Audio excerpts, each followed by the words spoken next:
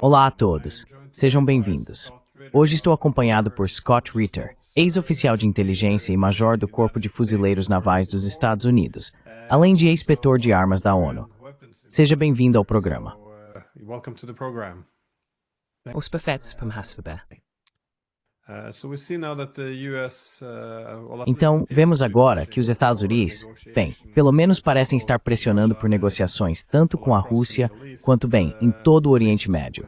Pelo menos com Israel, isso é menos certo, mas pelo menos com o Irã. Mas pensei que poderíamos começar pela Ucrânia, porque, Washington argumenta agora que os ucranianos, europeus e russos devem apresentar propostas.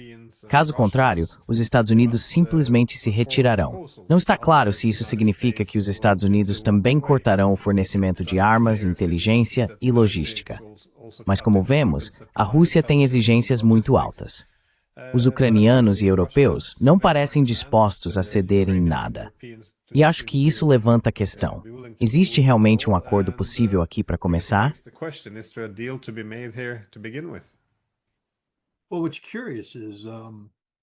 Bem, o que é curioso é que, quero dizer, antes de tudo, temos que elogiar o governo Trump por ao menos conversar com os russos. Isso já é um grande avanço em comparação com a postura adotada pelo governo Biden anteriormente, que basicamente cortou todas as relações diplomáticas. Então, o governo Trump, merece aplausos, pelo menos da minha parte, por estar disposto a dialogar. E outro aspecto interessante é que logo no início desse engajamento, o governo Trump pareceu reconhecer a necessidade de encarar a realidade e não apenas fazer encenação política. Eles abandonaram a pretensão de dizer que essa era uma guerra iniciada pela Rússia, que a Rússia invadiu a Ucrânia.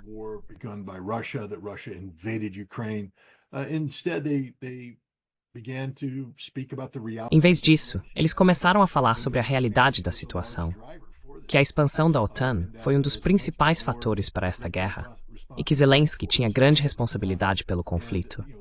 O presidente e muitos de seus conselheiros chegaram a insinuar que, se estivessem no lugar de Vladimir Putin, teriam feito o mesmo, que acreditam que a Rússia tinha todo o direito de agir em autodefesa ao realizar a operação militar especial. O secretário de Estado Marco Rubio chegou ao ponto de declarar publicamente que esta é uma guerra entre os Estados Unidos e a Rússia, tendo a Ucrânia como intermediária. Os Estados Unidos também reconheceram o papel da OTAN e da Europa neste conflito.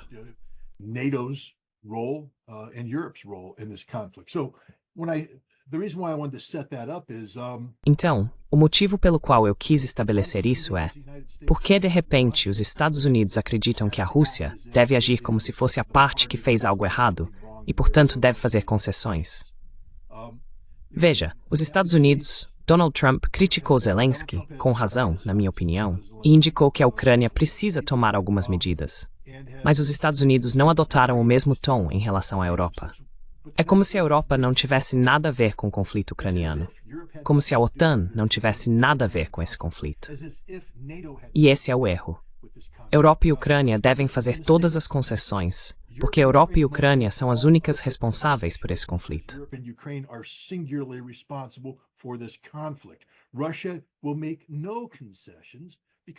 A Rússia não fará concessões, porque é a parte lesada. Além disso, a Rússia é a vencedora nesta guerra. Não há hoje nenhum analista sério que possa postular a possibilidade de uma vitória militar ucraniana. A Rússia tem a vantagem estratégica, e todos os indicadores apontam que ela continuará com essa vantagem. Portanto, qualquer expectativa por parte dos Estados Unidos de que a Rússia deva fazer concessões à Europa e à Ucrânia é ridícula, irrealista e simplesmente não vai acontecer. A Rússia deixou clara sua posição, e cabe aos Estados Unidos, se quiserem fim a esse conflito, convencer a Europa e a Ucrânia a aceitarem isso.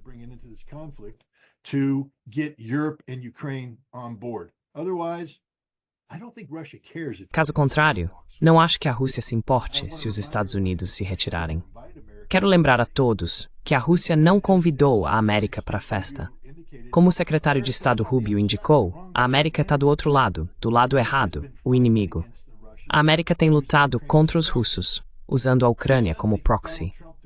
Então, de repente, para Donald Trump entrar e dizer, eu sou o pacificador, Para fazer isso, ele precisa se desvincular das políticas fracassadas do passado, o que ele tem tentado fazer. Mas ele não pode fingir que os Estados Unidos têm qualquer autoridade moral aqui. Nós ajudamos a começar essa guerra. Definitivamente sustentamos essa guerra. E a Rússia não é obrigada a nos dar nada.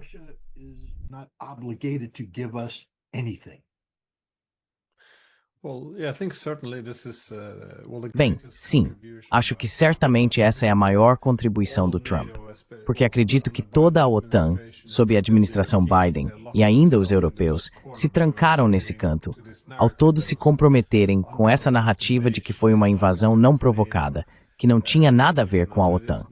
Novamente, sob essa narrativa não há espaço para negociações, já que a Rússia só queria território. Usamos a linguagem do apaziguamento e não conseguíamos terminar uma frase sem mencionar Hitler. Acho que essa é a principal contribuição, porque uma vez que você reconhece que foi provocado, que este é um conflito, como você disse, Marco Rubio disse, entre a OTAN e a Rússia, então você tem algo sobre o que negociar. Você pode encontrar uma paz.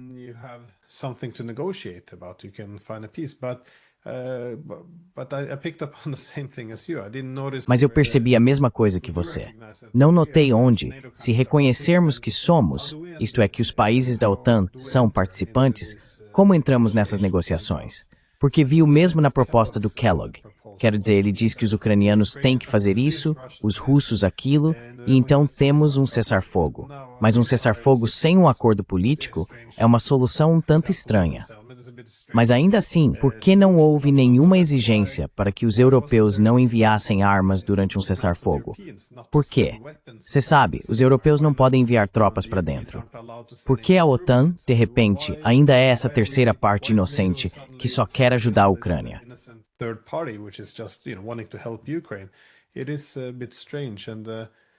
É um pouco estranho.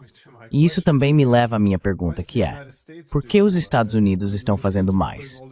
Parece que estamos colocando toda essa pressão sobre o Zelensky para aceitar que eles não vão entrar na OTAN. Mas por que eles têm direito a voto? Eles não fazem parte da OTAN. Não é possível que os Estados Unidos digam: ok, vamos assinar um acordo de que a Ucrânia nunca fará parte da OTAN. Por quê? E sabe, a OTAN não deveria colocar tropas na Ucrânia. Por quê? É como se a OTAN não pudesse evitar. É só, sabe, essa força imparável. E então a Rússia tem que fazer um acordo com os ucranianos. Mas isso é a OTAN. Por que a OTAN não pode fazer um acordo com os russos?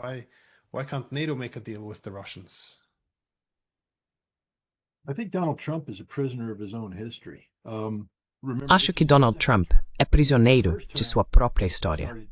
Lembre-se, este é o segundo mandato dele. O primeiro mandato começou há 8 anos e foi marcado por Donald Trump expandindo a assistência militar americana à Ucrânia. O treinamento militar que começou em 2015, liderado pelos Estados Unidos e envolvendo a OTAN, foi especificamente em apoio a uma declaração de missão que tinha os Estados Unidos e a OTAN treinando o exército ucraniano, elevando o exército ucraniano aos padrões da OTAN e preparando-o para lançar uma guerra de libertação do Donbass e da Crimeia. Especificamente, esse exército estava sendo treinado para lutar contra os russos. Donald Trump herdou isso e expandiu ainda mais. Ele sabia qual era a missão.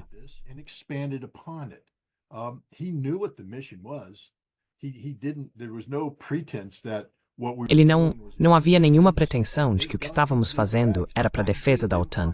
Donald Trump hoje se gaba. Eu dei a eles armas ofensivas, ele diz. Eu dei a eles. Por quê? Por que você daria armas ofensivas? E uma coisa sobre a qual ninguém fala é a construção de 20 bases da CIA dentro da Ucrânia. Isso foi feito sob Donald Trump. Qual era a missão dessas bases? Dar as mãos e cantar Kumbaya? Aprender a cantar Katyusha? Talvez Moscow Nights? Não. Era para realizar operações secretas contra a Rússia, em apoio a uma postura estratégica dos Estados Unidos, que buscava a derrota estratégica da Rússia, usando a Ucrânia como proxy. Donald Trump é o homem por trás dessa política.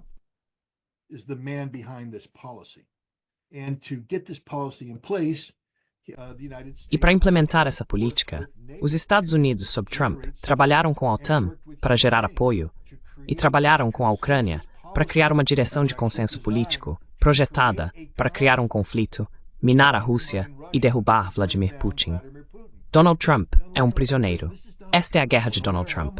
Não importa o quanto ele queira dizer que é a guerra de Joe Biden, o fato é que Trump criou todas as precondições para esse conflito. Trump fez isso. Então agora, hoje, Trump é prisioneiro dessa realidade. E eu acho que ele não quer falar muito sobre isso, porque corre o risco de as pessoas levantarem a mão e trazerem à tona verdades inconvenientes. Então, o que Trump fez foi dividir sua equipe em duas partes. Uma parte é o grupo do Keith Kellogg, acho que Mike Waltz está desse lado. Esses são os pró-OTAN, muito simpáticos à Ucrânia.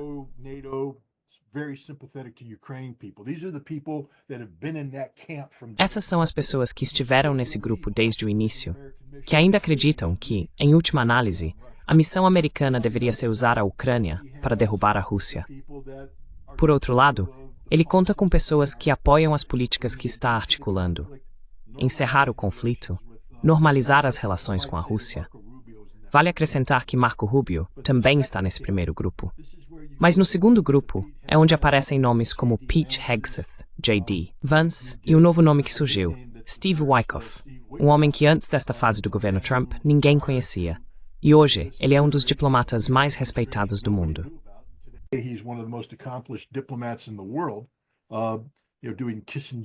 Você sabe, fazendo um tipo de diplomacia de vai-vem ao estilo Kissinger. E digo isso como um elogio. Quero dizer, estou impressionado com o que Witkoff está fazendo. E admiro o que ele está fazendo. E espero que ele tenha sucesso. Mas Trump criou essa equipe de segurança nacional bipolar que está em guerra consigo mesma. Eles estão por aí. Não há disciplina em termos de comunicação neste momento. Você pode fazer Witkoff se reunir com Putin e dizer uma coisa, e imediatamente depois ter Kellogg indo à TV e dizendo algo completamente diferente. Então, basicamente, temos uma política para a Ucrânia que está em guerra consigo mesma. E isso leva à disfunção. Porque como você espera que a Europa, com que eles deveriam se alinhar? Com qual ala do partido de Trump?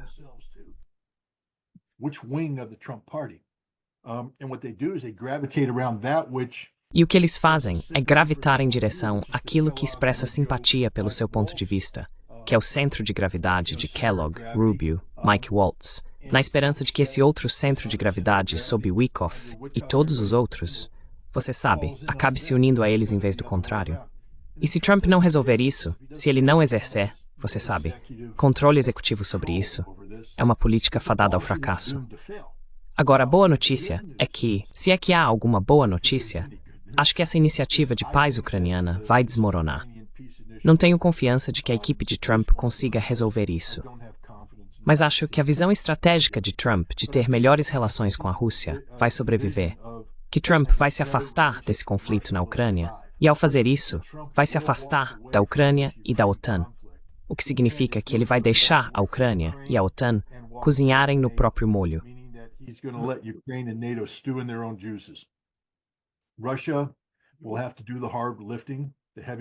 A Rússia terá que fazer o trabalho pesado, o esforço maior, e terminar esse trabalho militarmente.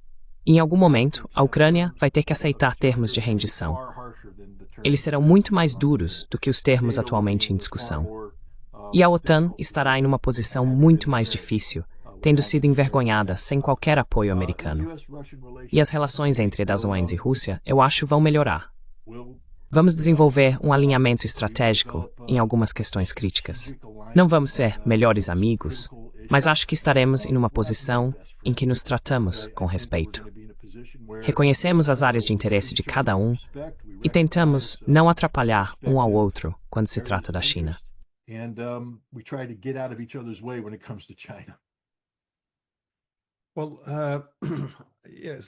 Bem, sim, uma coisa que me deixou um pouco confuso foi o conteúdo dessa proposta que eles estão promovendo, porque parecia que o acordo que os Estados Unidos estavam apresentando aos ucranianos estava todo focado na Crimeia.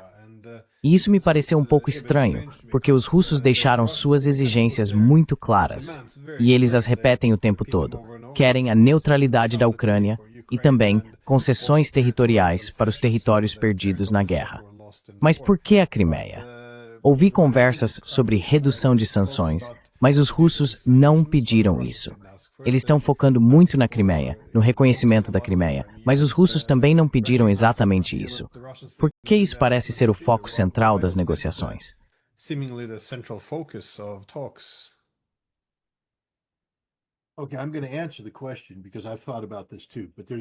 Ok, vou responder a pergunta, porque também já pensei sobre isso, mas é uma questão de especulação, então preciso reconhecer isso desde já. Essa é apenas a minha avaliação. Sim, acho que é tudo o que temos no momento, porque ainda não tivemos uma explicação. Quando olho para as declarações feitas por Donald Trump e seu governo, especialmente Trump, é muito importante, embora às vezes frustrante, ler as postagens dele nas redes sociais, porque são confusas. Mas sobre a Crimeia, ele passa muito tempo criticando a Ucrânia e o Obama. Ele diz que a Ucrânia perdeu isso sob o Obama, não sob mim. Sob o Obama e a Ucrânia. Por que vocês nem sequer dispararam um tiro em defesa disso?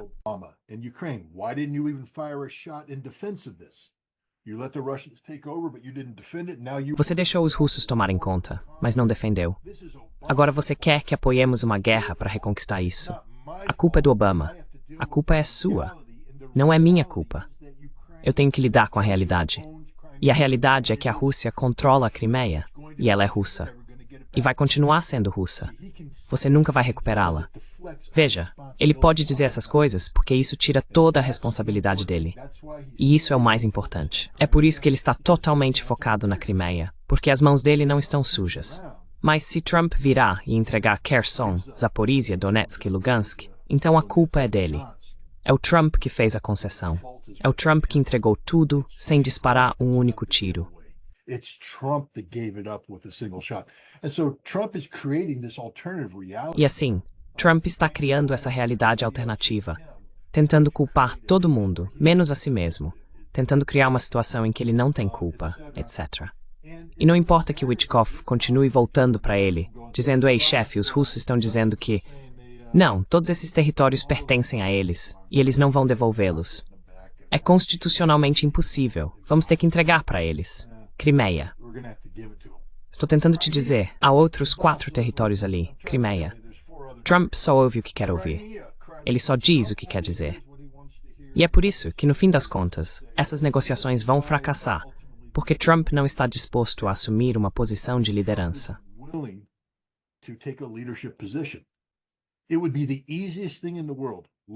Seria a coisa mais fácil do mundo, literalmente, fazer a Europa ceder e fazer a Ucrânia ceder. A Ucrânia seria mais difícil porque há alguns linhaduras lá. Acho que, para ser honesto, seria uma sentença de morte para Zelensky se ele aceitasse qualquer coisa que Trump esteja tentando impor. Mas Zelensky já tem uma sentença de morte sobre sua cabeça há muito tempo pelo que fez. No fim das contas, a Ucrânia não vai sobreviver a esse conflito. Não há cenário em que a Ucrânia sobreviva a esse conflito. Então, basicamente, seria preciso fazer a Europa dizer: a Ucrânia acabou. Entregue à Rússia. É um problema russo. Deixe os russos resolverem esse problema. E a liderança americana poderia fazer isso.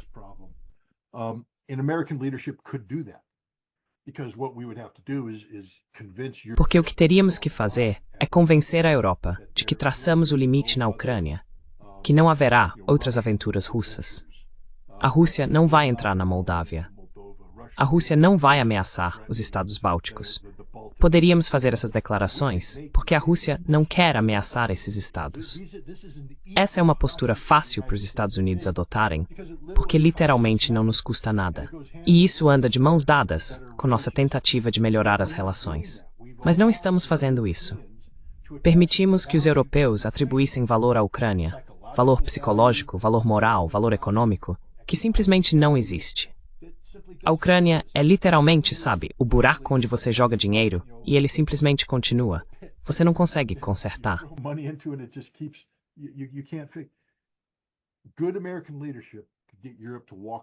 Uma boa liderança americana poderia fazer a Europa se afastar da Ucrânia e os Estados Unidos poderiam assumir a culpa.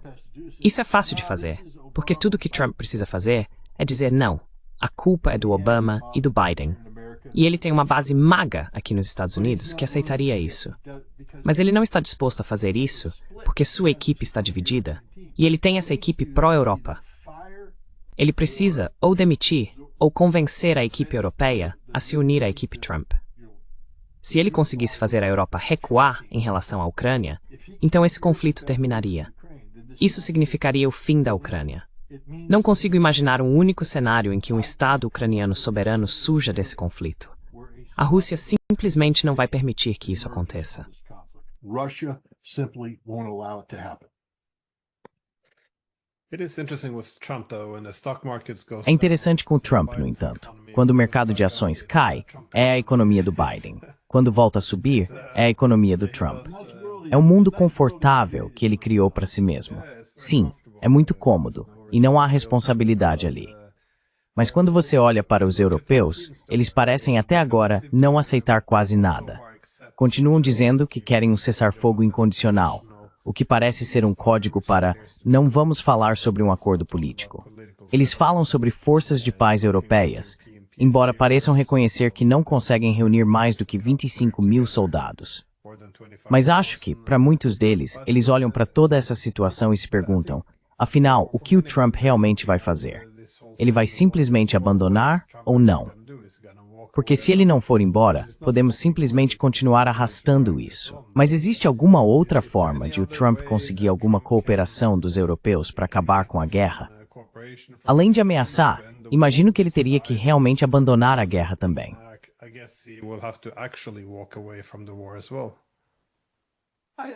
I think, again, this is where American leadership comes in. I can't Acho que, mais uma vez, é aqui que entra a liderança americana. Não posso falar por Donald Trump e não posso afirmar que sei o que está acontecendo a portas fechadas. Acredito que existe um desejo, por parte do governo Trump, de desvincular os Estados Unidos desse pesadelo europeu, porque realmente é um pesadelo. A Europa é um pesadelo absoluto. Peço desculpas, sei que você faz parte da Europa, mas tenho dificuldade em enxergar a viabilidade do experimento da União Europeia. Vejo a Europa se fragmentando em tantas linhas de falha diferentes. Não vejo continuidade de propósito. E também não vejo a Europa conseguindo ter uma visão única, não só em questões econômicas, mas também em questões militares. Como criar isso? not just economic issues, but military issues, how to create this. The only thing that allows Europe to speak cohesively militarily. A única coisa que permite à Europa falar de forma coesa militarmente é a OTAN. E a OTAN só pode existir se os Estados Unidos forem uma parte disposta e significativa dela. Então, Trump está falando em se desvincular disso. Mas se você não quer se divorciar completamente da Europa, ainda que isso possa ser atraente para pessoas como eu, não é uma política realista. Não vamos nos divorciar da Europa. Há história demais ali. Há alinhamento econômico demais. E, francamente, os Estados Unidos ainda têm um coração muito europeu, no sentido de que nós, como uma terra de imigrantes, ainda derivamos a maior parte de nossos laços culturais, étnicos e históricos do continente europeu. Então não vamos nos divorciar da Europa. Acho que Trump precisa ser muito claro sobre como ele vê o papel dos Estados Unidos na Europa daqui para frente. How he sees America's role in Europe going forward. What I would say is that if I were O que eu diria, se estivesse aconselhando ele, é que precisamos assegurar aos europeus que não vamos sair da OTAN, que a OTAN continuará existindo e que os Estados Unidos continuarão sendo o respaldo estratégico da Europa, mas que a OTAN se tornará uma organização exclusivamente defensiva, que os dias de tentar projetar o poder da OTAN no Pacífico, no norte da África, no Oriente Médio acabaram. A OTAN deve ser 100% orientada para a defesa, e a defesa que construirmos deve ser moldada de acordo com a realidade da ameaça. E como os Estados Unidos são o líder da OTAN, como somos o seu respaldo, estamos fazendo as pazes com a Rússia. Portanto, a OTAN deve se dimensionar de acordo. Vocês não estão em guerra com a Rússia. Vocês não devem se preparar para uma guerra contra a Rússia. Suas forças armadas não devem ser projetadas para derrotar a Rússia no campo de batalha. É isso. Vamos profissionalizá-los. Vamos aprimorar isso.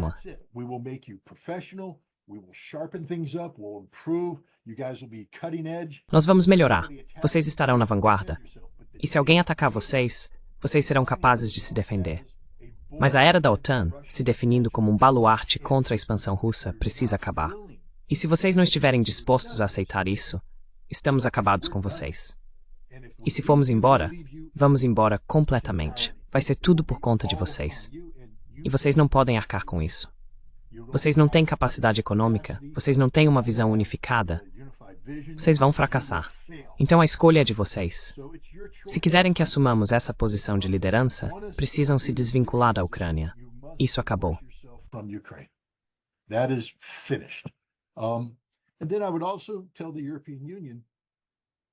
E então, eu também diria à União Europeia, vocês precisam parar com essa tendência em direção à autocracia europeia. É preciso permitir que as nações se expressem democraticamente. Se a Hungria decidir que possui determinado aspecto de soberania, isso deve ser respeitado. Se a Romênia decidir, isso deve ser respeitado. Mas o tempo da União Europeia interferir na política interna doméstica de seus membros constituintes precisa acabar, porque os Estados Unidos não vão tolerar isso. E o motivo pelo qual eu insistiria nisso não é porque os Estados Unidos acreditam na democracia, porque sabemos que os Estados Unidos não acreditam em democracia. Because we know the United States doesn't believe in democracy. It's a mechanism of control. É um mecanismo de controle, porque se vamos manter a democracia e esse nível de envolvimento militar, precisamos garantir que a Europa nunca nos envolva inadvertidamente em outro conflito. Porque o objetivo estratégico não é reforçar nosso compromisso com a Europa, é nos desvincular dela. Então, se formos permanecer na OTAN, temos que garantir que temos a capacidade política de impedir que a Europa se torne um monstro. E só é possível fazer isso incentivando as nações individuais a exercerem seus direitos soberanos e impedindo que a Europa se una como uma singularidade. Isso faz muito sentido. That makes a lot of sense. But yeah, well, Trump seems to be on. Mas o velho Trump parece estar nessa linha sim. Ele tem uma visão muito negativa da União Europeia. Acho que o Elon Musk é ainda mais vocal em seu desprezo por essa ideia de bloco. Mas você mencionou a Ucrânia antes. O Zelensky talvez não consiga fechar um acordo sem Imagino ser morto. Presumo que isso seja uma referência aos nacionalistas, porque, de novo, eles têm tido um poder enorme desde 2014. Mas existem outros obstáculos. Digo, com as questões legais, pode haver problemas. Claro, o Zelensky está se opondo a tudo. Com quem se conversa? Vai ser muito difícil para qualquer ucraniano aceitar isso. Você vê alguma possibilidade de um acordo ser feito? Ou eles só vão sentar à mesa de negociações quando o colapso já tiver começado, quando perderem o controle sobre as forças armadas? Porque eu simplesmente não consigo ver os nacionalistas dispostos a negociar qualquer coisa. Eles são muito determinados.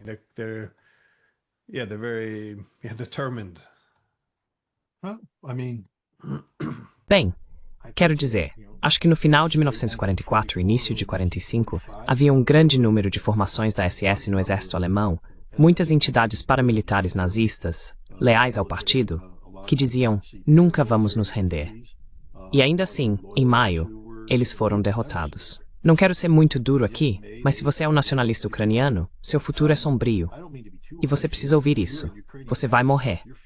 Ou você morre no campo de batalha, ou será executado pelos crimes que cometeu. Não há simpatia aqui. Você não terá uma segunda chance. Se você não cometeu crimes dignos de pena de morte, será preso, processado e vai passar muito, mas muito tempo na cadeia.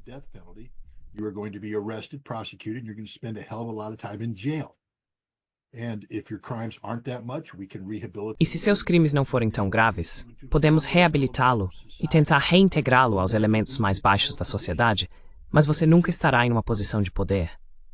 Este é o seu destino. E temos que simplesmente... Isso é o que significa desnazificação. É isso que os russos estão dizendo para mim e para outras pessoas. Essa é a dura realidade. Então os nacionalistas podem posar o quanto quiserem. Eles vão morrer, assim como os nazistas morreram. Ou podem entrar em diáspora. Talvez o Ocidente seja um receptor disposto para uma quinta onda de imigração ucraniana, onde podemos trazer todos os nazistas para cá e deixá-los ir para um acampamento de verão em Ellenville. E eles podem conseguir sinecúras financiadas pelo governo, etc. Seja lá o que for.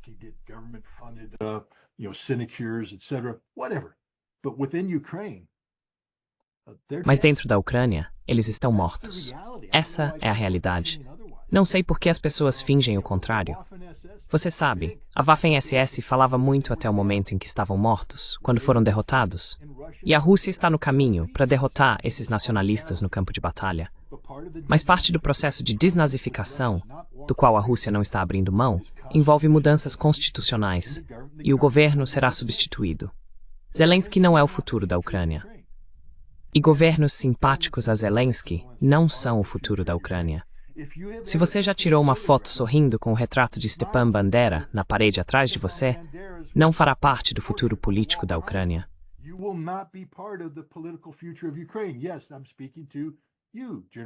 Sim, estou falando com você, General Zelensky, seu filho da mãe nacionalista ucraniano, e para todos os outros que abraçaram essa ideologia odiosa. E peço desculpas pelo palavrão, mas não tenho nenhuma simpatia por essas pessoas. Nenhuma. Absolutamente nenhuma.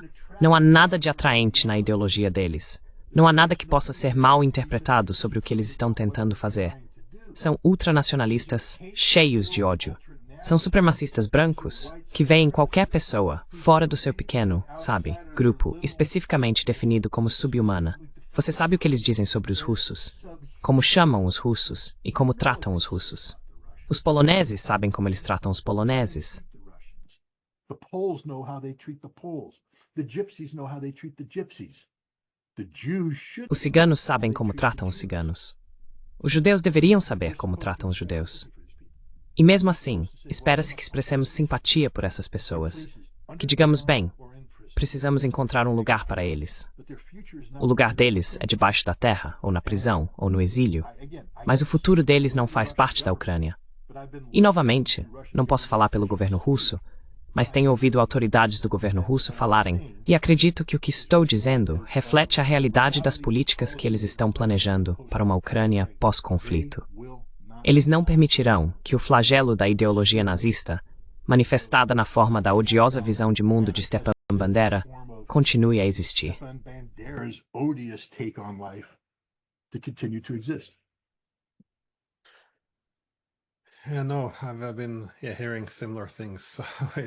Não, tenho ouvido coisas semelhantes, então provavelmente você está no caminho certo. Queria mudar um pouco o foco para o Oriente Médio, porque, claro, também estão acontecendo negociações por lá. Bem, acho que uma pergunta bem ampla é: você acha que o genocídio em Gaza pode ser interrompido, ou não sei bem como avaliar isso? O Trump está exercendo alguma pressão ou influência sobre o Netanyahu, ou você acha que nada disso é possível? Ou você vê alguma realidade no terreno que force os israelenses a parar com as mortes? Claro, o genocídio pode parar. Basta um telefonema do presidente dos Estados Unidos para que o genocídio pare. It takes one phone call from the President of the United States to make the genocide stop. And we proved that in the past. Steve Witkoff's initial visit to the... E nós provamos isso no passado. A visita inicial de Steve Witkoff à região resultou em um cessar-fogo, porque o presidente queria um cessar-fogo, mesmo que Netanyahu não quisesse. Nós impusemos isso a eles. Mas o presidente precisa viver em um mundo definido pela realidade. E eu não fico feliz em dizer isso, mas é a verdade. O lobby pró-Israel, pró-sionista, exerce uma quantidade sem precedentes de influência e controle político aqui nos Estados Unidos, a tal ponto que é quase impossível ser eleito. É impossível ser eleito para um cargo de alto escalão se você não adotar uma postura pró-Israel. Este presidente, durante a campanha, adotou uma postura muito pró-Israel, e este presidente se cercou provavelmente do gabinete e de funcionários subordinados mais pró-Israel de toda a história moderna.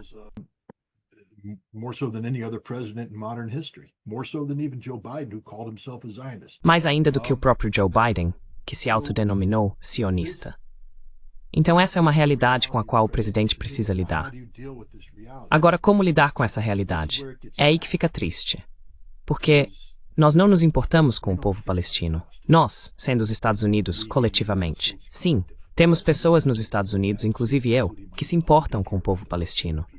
Temos manifestantes fazendo um trabalho heróico, porque estão pagando um preço alto. Temos pessoas menos heróicas, como eu, que não participam dos protestos porque não quero ser preso. Mas eu escrevo, e sou silenciado e atacado.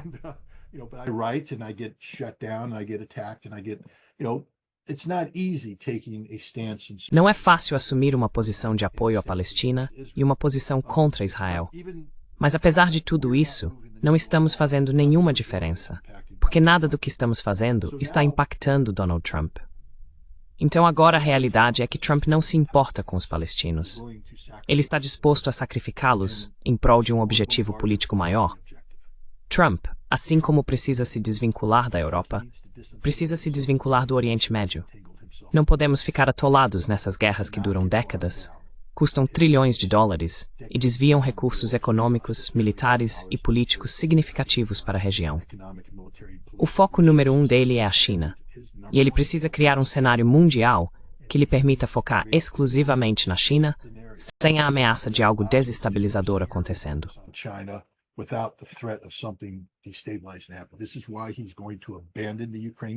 É por isso que ele vai abandonar o conflito na Ucrânia, custe o que custar. Não vamos continuar envolvidos na Ucrânia, porque nosso foco é a China, e a Ucrânia é uma distração. E é por isso que ele vai tentar negociar um acordo de paz, um acordo nuclear com o Irã, para que possamos. Será um acordo que não terá cláusulas que criem potencial para conflito no futuro. Este será um acordo final. Este será o acordo que dará ao Irã a capacidade de ter um programa de enriquecimento nuclear, inspecionado. Mas a possibilidade de ação militar será retirada da mesa, porque não queremos entrar em guerra com o Irã. Israel quer.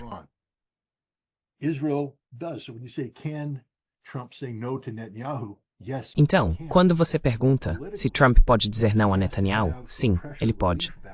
Mas politicamente, ele precisa de uma válvula de escape que compense a angústia que a paz com o Irã vai causar. E essa válvula de escape é Gaza. Ele vai dar sinal verde para Israel fazer o que quiser em Gaza, bombardear Beirute, manobrar na Síria. Eles podem fazer tudo isso porque não exige apoio militar americano.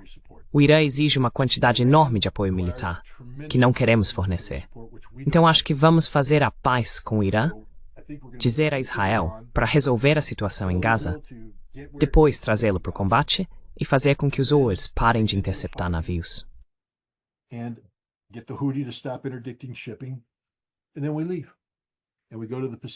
E então nós partimos e vamos para o Pacífico. Acho que essa é apenas a visão estratégica de Trump. Mas, infelizmente, isso significa que os palestinos serão sacrificados mais uma vez. Mais uma vez, vamos dizer palavras sobre humanidade que não são sinceras. Estamos fechando os olhos para o genocídio. Estamos criando uma situação nos Estados Unidos em que está se tornando ilegal criticar Israel. Na terra da liberdade, o lar dos corajosos, onde a liberdade de expressão deveria prevalecer, agora vai ser ilegal se manifestar contra Israel. Isso mostra mais uma vez o controle que o lobby pró-Israel exerce sobre os Estados Unidos.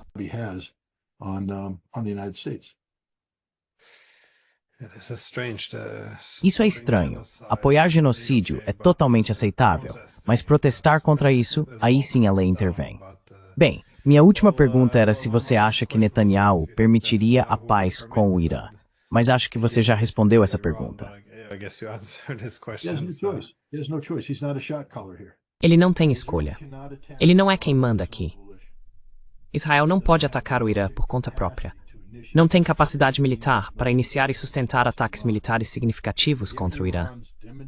Dada a comprovada capacidade de dissuasão de mísseis balísticos convencionais do Irã, Israel pagará, talvez, um preço fatal por iniciar um ataque contra o Irã que não decapite sua liderança e elimine totalmente suas capacidades. Portanto, se os Estados Unidos não estiverem dispostos a se alinhar com Israel, não há nada que Netanyahu possa fazer. Não há nada que Netanyahu possa fazer.